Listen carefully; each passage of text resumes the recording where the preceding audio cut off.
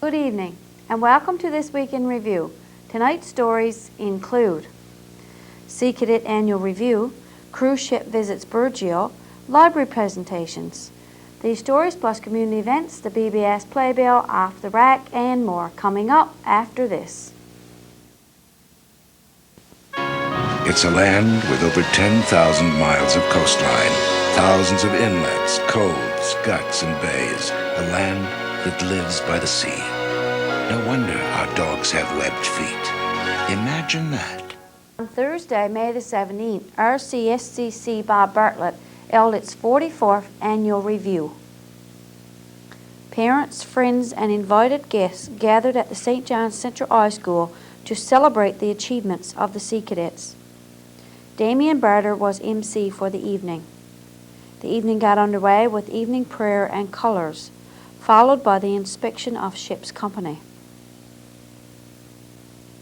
Next was the march past and demonstrations, which included static displays, seamanship, guard, band, and senior drill, and was the center of the attention with this performance.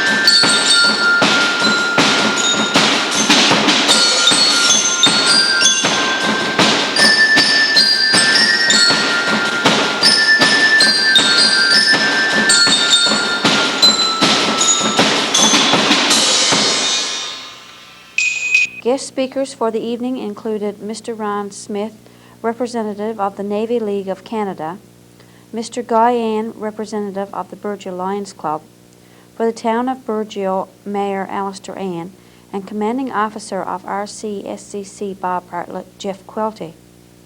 There were many awards given out, some of which included Best Division.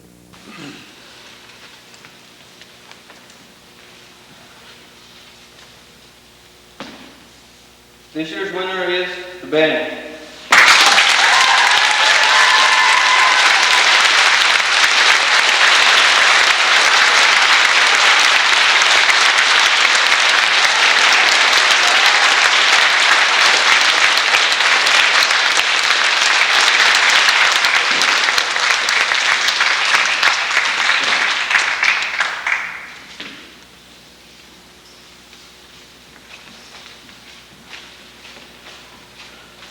The next award is the Royal Canadian Legion Cadet Medal of Excellence.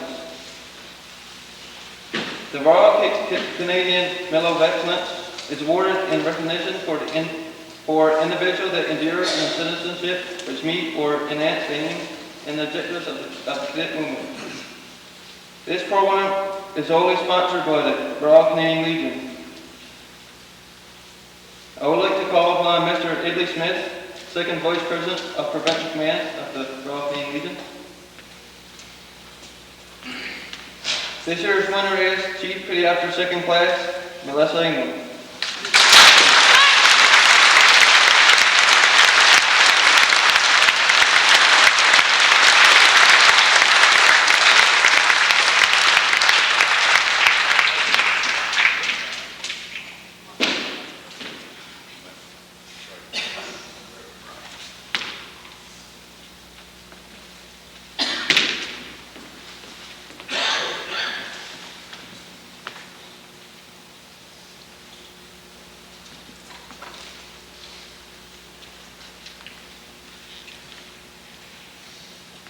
The next award is the Lord Strathcona Trust Medal. The Lord Strathcona Trust Medal was commonly referred to as the Lord Strathcona Medal. Is the highest award that can be bestowed upon a cadet in recognition of exemplary performance in the physical and military training. Lord Strathcona's objectives was to encourage the improvement of physical and intellectual capabilities of cadets and foster patriotism, and then through a good knowledge of military matters. Each corps or squadron may nominate one cadet for consideration each year, but not all nominees are selected. To be nominated, a cadet must have achieved a high level of physical fitness, complete at least 3 years of training, attend at least one advanced summer training course, and have near perfect attendance at the corps or squadron. For this award, I'd like to call upon Chief Petty Officer Second Class DeSort.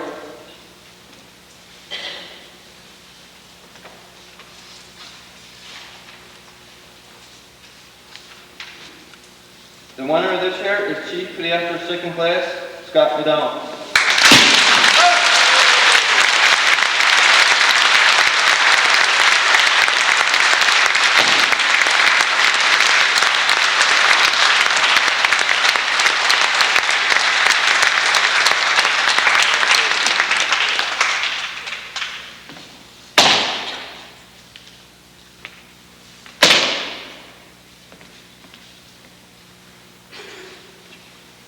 The next award is the Captain's Prize.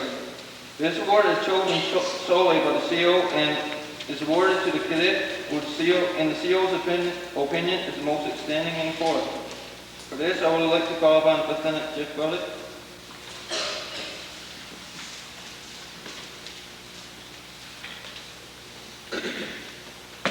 The winner this year is Chief Petty Officer First Class David England.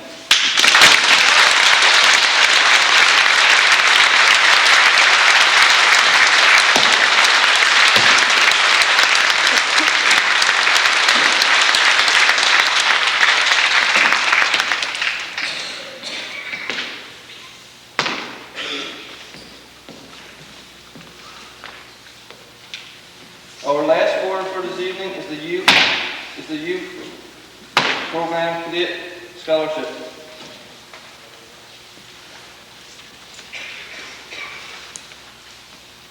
Three years ago, the federal government announced the Youth Initiative Program to be supported to support the youth of Canada.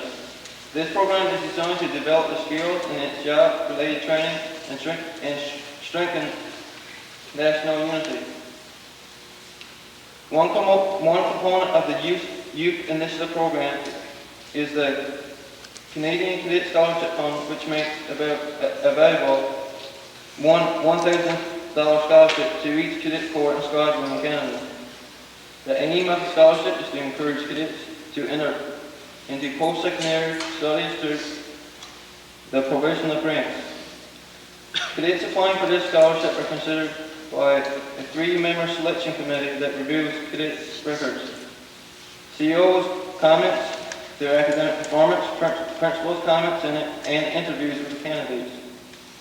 Applicants are then merit listed by the selection committee and all names are submitted. As it is possible for the corps and squadron to be awarded no more than one, provided that there are any unclaimed scholarships from other corps or squadrons. I would like to call upon Lieutenant Commander Fagan, please, to present the scholarship.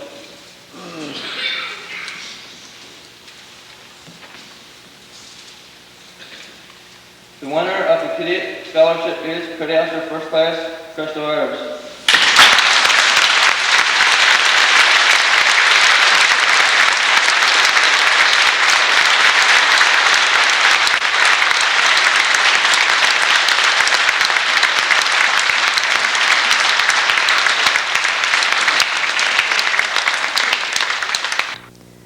The evening concluded with the ship's company march-off. All officers, cadets, and parents gathered in the main hallway for tea and coffee. We congratulate all the cadets who received awards. You certainly deserve them. On Tuesday of this week, a cruise ship visited Burgeo. The cruise ship Le Levant sailed into Burgeo on Tuesday, May the 22nd, from St. Pierre. Due to some safety issues, the skipper decided to moor just off Boar Island. The 48 passengers were brought to shore by a smaller launch boat.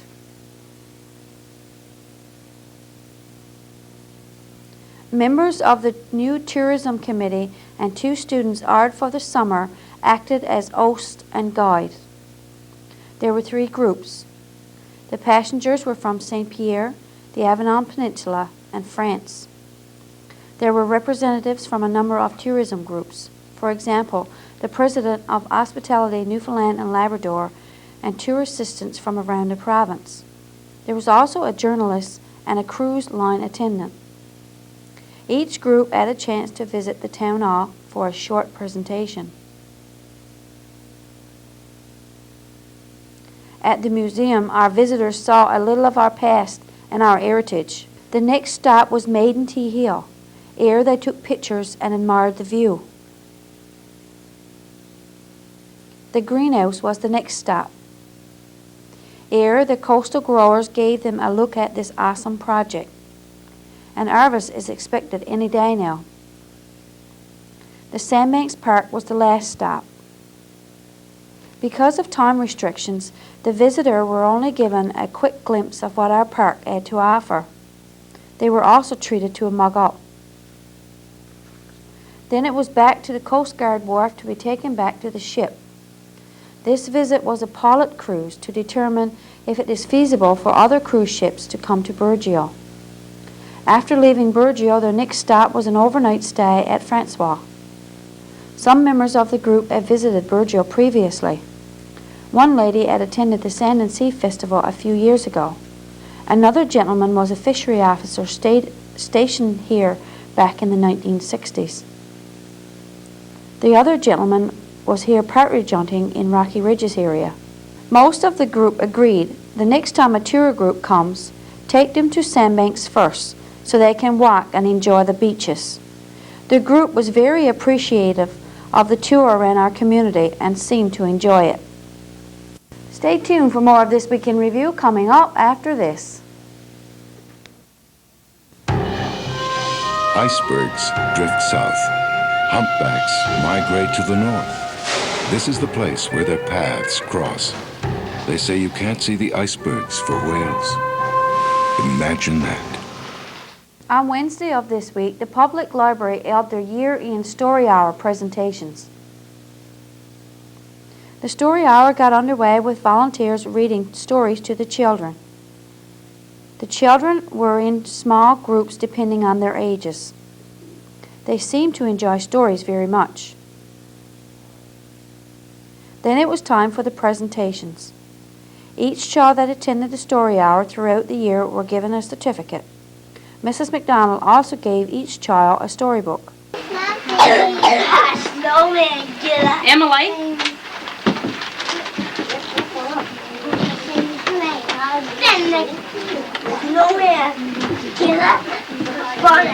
Stephanie?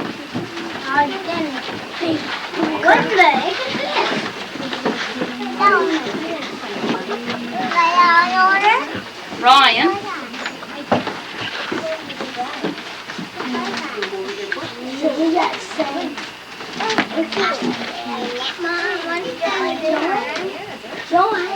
Brandon.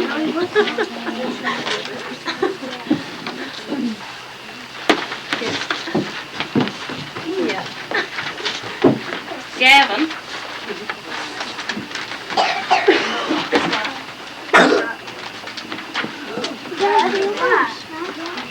Brianna. I use it last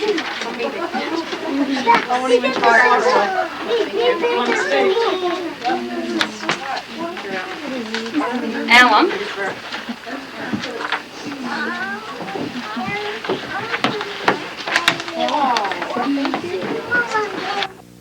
The third place plaque went to Tiffany Spencer for reading 393 books. Caitlin Spencer read 580 books and was awarded second place. And Brittany Billard was presented with the first place plaque for reading a total of 793 books. To end off the evening, the children were served a small lunch. Congratulations to all the children for taking part in the Story Hour program. The teachers and students at SJCH took Thursday off to enjoy a sports day. The day was sunny and a bit chilly, but the students and teachers didn't seem to mind. They were busy playing volleyball, catch, batting the ball, and football. Others were sitting around with friends chatting. Still others were swinging on the swings and sunning themselves. Some students were having a cook-up at the campsites. The graduation class seemed to be sticking together, as this may very well be the last time they are all together as a class. We spoke to a couple of the young ladies about how they were feeling today. Both said they were sad and happy at the same time. Sad that they may never see all of their classmates all together, and happy to be going on with their education and starting a new and exciting life. The Ground Search and Rescue were there to serve lunch to these hungry students. We hope the students enjoyed their sports day and come back ready to settle down to do some studying for their upcoming exams. Burgeo Broadcasting has received news release from our MP Bill Matthews and our MHA Calvin Parsons receiving the decisions on the shrimp quotas. This news release is dated May the 25th. Calvin Parsons, MHA for Burgeo-Lapoille, is disgusted that the northern shrimp quota will not change for the 2001 season. Federal Fisheries Minister Herb Dhaliwal announced from Ottawa on Wednesday, May the 23rd, a decision to keep a status quo northern shrimp quota of 110,052 tons. It is simply not good enough, says Parsons. The federal minister is not listening to reason and has no regard for rural Newfoundlanders. Parsons and a delegate from Burgeo recently returned from a meeting with Minister Dhaliwal in Ottawa to discuss the reactivation of the Burgeo fish plant. I thought we had the ear of the minister, but obviously he wasn't listening. Results from scientific assessments based on data collected from the commercial fishery and research trawl surveys from 1995 to 2000 indicate that the overall resource appears to be healthy and abundant. We've gone to great lengths to get the Burgeo plant up and running. It's quite obvious Mr. Dhaliwal chooses to do nothing rather than do what is proper, says Mr. Parsons. The MHA for Burgeo-Lapoille stated, both the province and the Northern Shrimp Advisory Council recommended an increase of 20%, but contrary to all scientific evidence, the minister chooses not to do the right thing. I am sick and tired of having doors slammed in our face on this plant issue, says Mr. Parsons. In light of the announcement, Mr. Parsons will be meeting the community representatives soon to discuss a future course of action.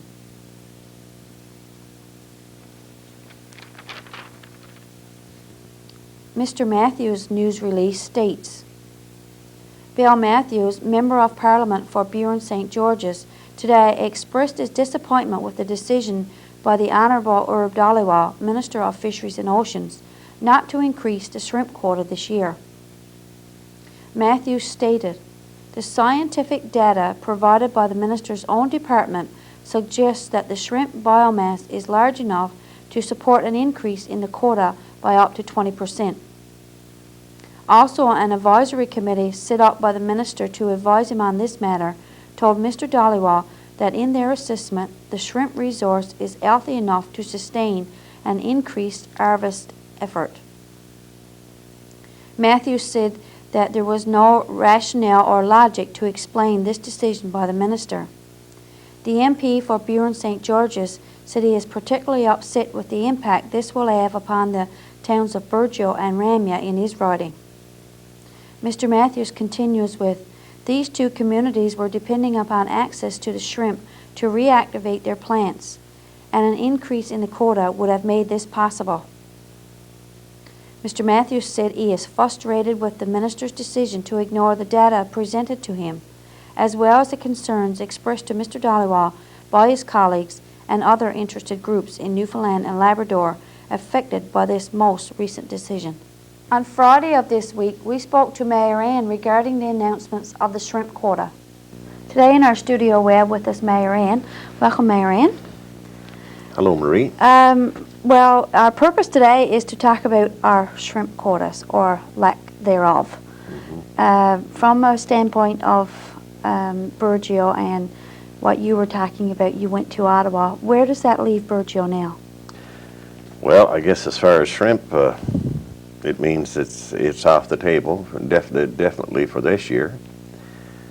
And you know, we've been saying that so long, for this year, maybe next year. So I don't want to almost go there. But as far as I'm concerned, you know, there's not going to be any increase in shrimp quotas for anyone, which means if there's no increase, then there's no shrimp for Burgeo. And I suppose if there's no shrimp for Burgeo, then that's it. The plant won't be opening again for another year. We had other proposals regarding crab there, which, you know, it was some scientific things we wanted to do. It was some angles which we tried to put across to Mr. Dhaliwal, but I'm not very optimistic that he's going to opt for any of those options either. So, you know, it's just one more disappointment, just one more frustration, one after the other, and I just don't know. Have you been talking to, personally, have you been talking to Bill Matthews or Calvin? I know we had news release and we just heard about those, but have you been talking to them personally?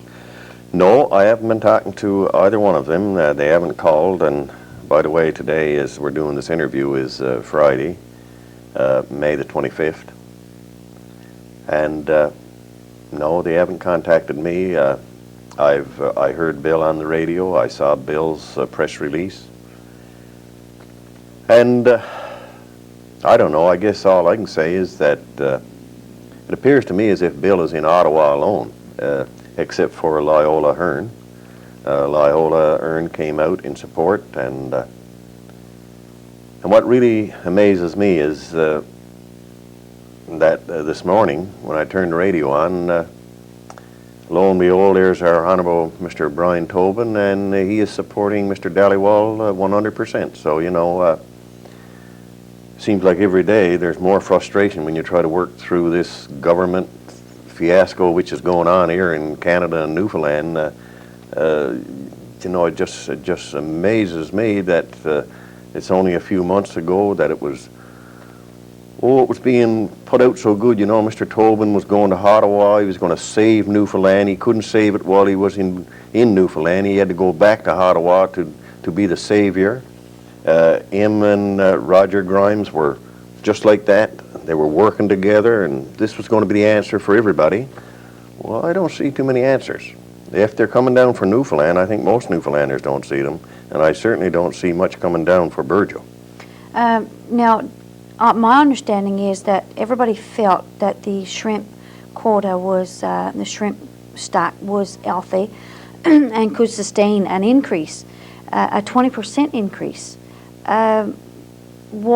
Although the scientists, why, in your opinion, do you think that happened? Do you think that they're just being cautious, or they just didn't want Burgeo to have it? Can we go that far and say that? Well, you know, everybody who came out, it was this was a known fact long before we went into the year 2001. George Reed and myself went to Corner Brook, and it was a known thing then that the shrimp quota was going to be up in the year 2001. And then it was in the Navigator, it was in the newspapers, Dhaliwal himself. I mean, there was every clear indication that there was going to be an increase of 20,000 metric tons in the year 2001. This was based on scientific evidence. The industry felt it should go there. Everybody felt it should go. And I had one letter from Mr. Dhaliwal whereby he said that there was, at that time, there was applications to cover off an increase of 70,000 metric tons. Well, now, if you're going to increase by 20,000, but you've got applications for 70,000, naturally enough, someone has got to be refused and someone has got to be said no to. And I can only assume that if they had given the quota, I'll say, to a place like Burjo, a place that needed it, that might not have been politically smart, it might not have been politically sound. Maybe, and I'm just surmising, that by giving it to us, they would have had to refuse it to people to the northeast coast, maybe get down, maybe even in Tobin's territory, would have had to been refused some shrimp quotas. And as a result, they said, well, we won't give anyone anything. So, you know, then they say, well, it's just because there's small shrimp and we got to go with caution. There's so much caution. The game of caution is being taken so far that it's caution that's going to cause Burjo to die. And I don't think the town of Burjo cares one little bit, whether it's caution or what. When you're dead, you're dead. And well, it's very, very stupid as far as I'm concerned. You know what I've seen going on, and well, like I say, I haven't got the answer, and I don't think there is an answer. I think until the political will, and I'm not only going to say politically, the political will federally, but provincially as well. This pussyfooting around, it's enough of it, and it's time that, regardless of what government, if it's the federal government, if it's the provincial government, the Liberal, the PC, regardless of who it is, it's time, and the people of Burjo just got those blinkers off and call spades spades, and things have got to change. There's got to be a different approach somewhere. Okay, so when you went to visit at Ottawa, that's what you went for was the shrimp. Was there anything else in the works? It seems I can remember Mr. Barry had a proposal sent to the government. I don't know if, or was that a while ago? Maybe Now that was a while ago. I don't know that much Okay. about that. So Okay. maybe Mr. Barry did have something up Okay. there. So I'd rather not even comment on that. Okay, you know. so but as for your part, what you went there, you were going for shrimp and maybe some crab. We and went that's with it. shrimp mainly. Well, that was our best hope. We felt was for the shrimp, but we did have a couple of more options there in different ways. You know, I mean, I still haven't given up. I got to be quite honest with you. Well, I've give up, I suppose, but there's 400 ton of crab going into Bonavista. It's called the offshore harvesters. I think that crab should become the Burjo. I've made that quite known time and time and time again. And I get answers like, you know, oh, we can't be taking fish from some other town. Well, who took the fish out of Burjo and carried it to Port of Bass and Cancel? Do anybody in Burjo hear about the tears in the eyes of the Port of Bass workers? Or the tears in the eyes of the Cancel workers thinking about the poor people from Burjo who they took the fish from? It was only recently in the constituency report that came out. I'm sure most people in Burjo read it. Port of Bass just enjoyed the best 10 years on their fish plant. The most work they've had for 10 years. Now, I know a lot of that was probably frozen at sea fish or something like that, but a lot of that was on the back of the Burjo fish. But you know, that's okay, you can do that to Burjo, but no, Burjo can't do that to Bonavista. And someone, quite a few out there have been trying to push this down my throat, that Burjo shouldn't bother this Bonavista crab. It belongs to FPI. It's got to stay with FPI. I don't buy that. I mean, they said it was FPI's because they had to rent the boat from FPI. Well, they got their own boat built now. So, you know, I don't see why our union membership is accepting this and got off the push, because I asked them several times, go for the crab that's going into Bonavista. But they don't want to do it. So, I don't know. So from your perspective, where do you go now? Where do we go now? Boy, I really don't know. I wouldn't know where we're going to go from here, to be quite honest with you, because I just sit back sometimes and I look and I think, and I'm sure most of the people here in Burgeo seen it there the other day, that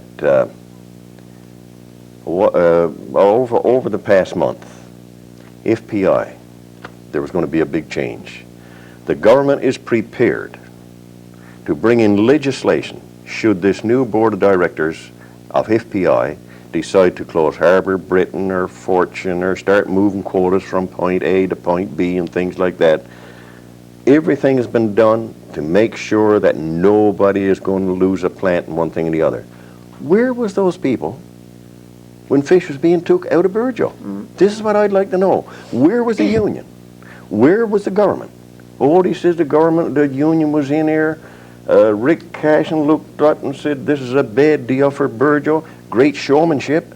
Did he follow up with it when he left Burgeo, or was it just to be a big hero in front of his membership here in Burgeo? Because there's obviously nothing was done. Right now, I still thinks that there could be a court case. And if the union, who's got the money to do it, should get themselves a good lawyer and look into getting those quotas that was took out of Burgeo back. There was a deal there somewhere, and I don't think statutes of limitations will apply.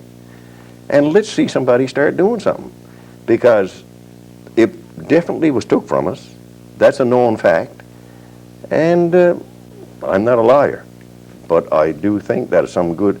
I mean, they're challenging every contract as far as the Churchill Falls thing and one thing and the other. So what about this thing that took the fish from Burgeo? I say let's look at it, and whether Port of Bass got to give back what they got and Council got to give back what they got, if they got to, that's fine with me. So be it. So be it. Do you think Burgeo plant is dead? If I got to be honest with you, I think the Burgeo plant is dead. I really do. To be quite honest with you, I don't see anything out there that's going to reopen that plant. There's got to be a change in the way of thinking. Government has got to look at Burgeo different. I guarantee you that. Paying us a lot of lip service, but that's all we're getting. It'll come out and it'll be a flash in the pan. It'll last a day or two. That's all over with. You take, for instance, the only person comes out and speaks on fisheries in Newfoundland is Jerry Reed. Well, they say that's the proper man to do it. That's the Minister of Fisheries. Well, we let something come out on Churchill Falls, or something to come out in the oil industry. Oh, the Minister of Energy. What's his name? I just forgets now. Anyway, everybody knows who he is. He has his say, but the Premier has his say also. He'll speak out on this and he'll speak out on that. I haven't heard the Premier make a good statement on this shrimp thing. So, you know, when is fisheries going to get the attention that it should get in Newfoundland? I don't think it's going to get it. So we can point fingers at Ottawa, but we've got to point fingers at our provincial government as well. They got to get in there and start standing up for the fishery in Newfoundland as far as I'm concerned. Okay, is there anything else you'd like to add? Well, there's one more thing that's been eating away at me over the last couple of weeks as well, and that's this individual quotas. I don't know if you're aware of it. I mean, it's destroying the inshore fishery in Burgeo, and we're just I don't know. I really don't know how the fishermen are sitting back and taking it, but you know, there's people here in Burgeo, inshore fishermen, and while the inshore fishery haven't given Burgeo much work in the last few years, it's not really the fault of the fishermen. But this year, someone has put their hand in their pocket and took out 80 to 85% of their earnings. Now, who can afford to have 85% of their salary cut? And it's going to destroy the inshore fishery. And you'll see a lot of murmuring back and forth, and somebody wrote a letter and this and that. That's not going to bring it about. And I think that our inshore fishermen has got to really stand up and not ask, not request. They've got to demand a meeting with DFO, with McCurdy and Hansty, with Kelf Parsons, with Bill Matthews, and they got to demand a meeting in Burgeo, a certain date, or else they got to take their boats and say, there's enough of this, there's nobody taking 80 and 90% of my salary, and they got to go out there and go fishing. That's exactly, as far as I'm concerned, Burgeo's worse off in the year 2001 than it was in 1992 when they closed the fishery. And if they don't grab the bull by the horns, they'll be pushed right out of this fishery. Believe you me, this is time for them to stand up, and if they don't get their meeting, then they take their boats and say, we're going competitive fishing, and we couldn't care less about IQs or anything else. We're going out there and we're going fishing. Somebody has got to come and sit and talk to us.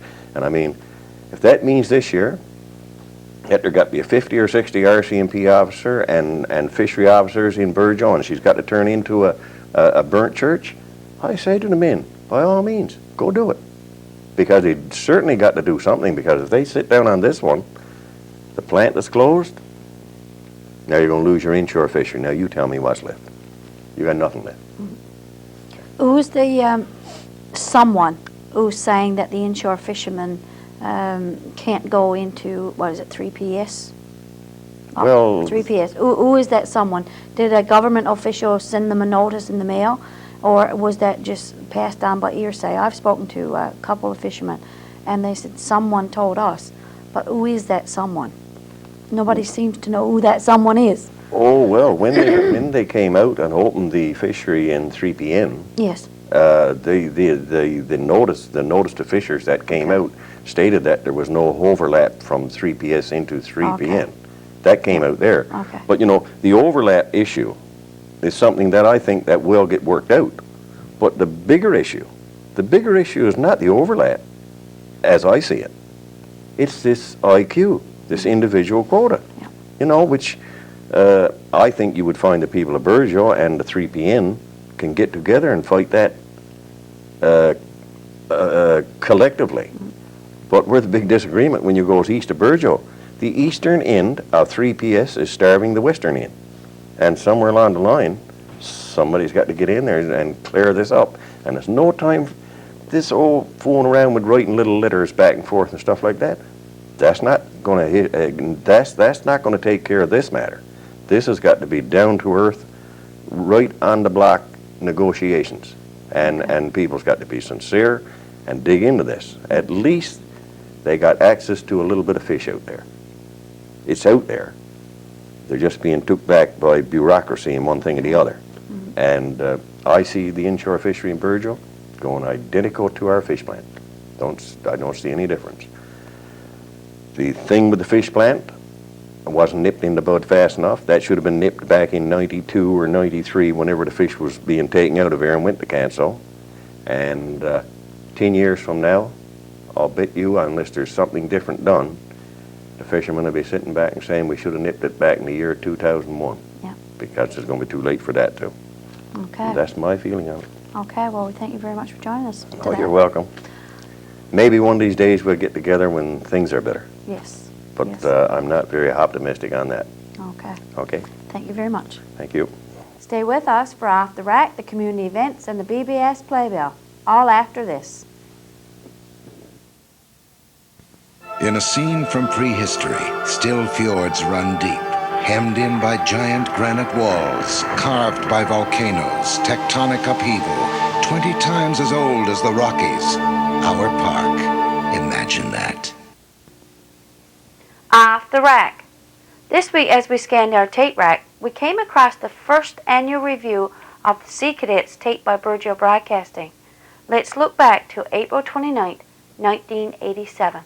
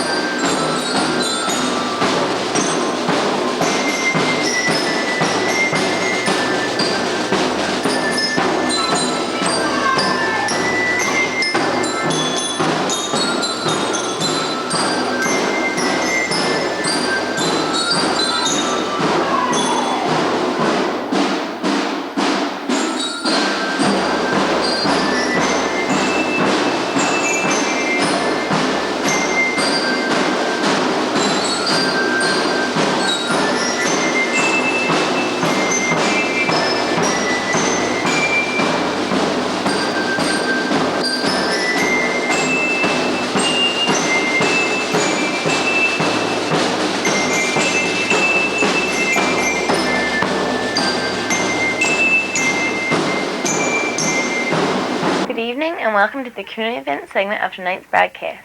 I'm Jennifer Marks. The Virgil Lioness will host the next TV bingo on Wednesday, May 30th at 7 p.m. There will be one game for $300. Cards are $1 each or 6 for $5 and are available from any member of the Virgil Lioness and are in most stores around town. Please support the Lioness and play TV bingo. The Guiding Movement still have Girl Guide cookies available. If you would like to purchase cookies, please contact any guider in the movement. Cookies cost $3 a box. If you have problems finding answers, making contacts, or you simply need advice, call the Seniors Information Line at 737-2333 or toll free 1-800-563-5599. Are you one of the many unpaid caregivers across the province?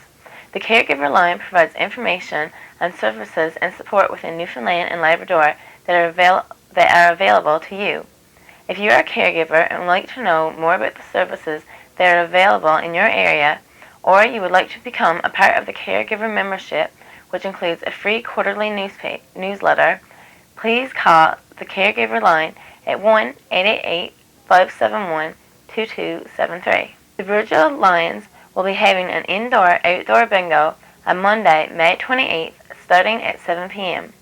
The proceeds raised from this bingo will go to help offset costs to St. Virgil's Handicap to Lions Max Sims Camp.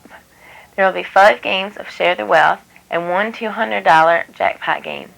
Come along and play bingo and have lots of fun and support our handicapped.